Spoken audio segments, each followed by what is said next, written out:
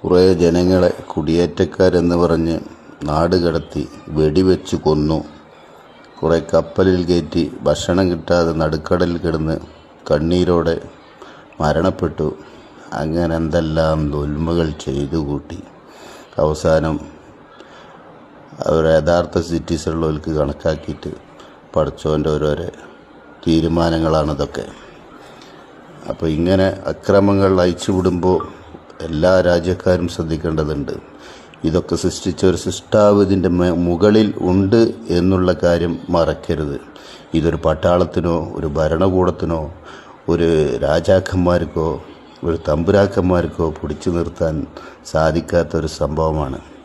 അതുകൊണ്ട് ഏത് നാടും സൂക്ഷിച്ചാൽ ദുഃഖിക്കേണ്ട എന്ന് സങ്കടത്തോടെ പറയുന്നു. അവരും മനുഷ്യരാണ്, നിങ്ങളും മനുഷ്യരാണ്.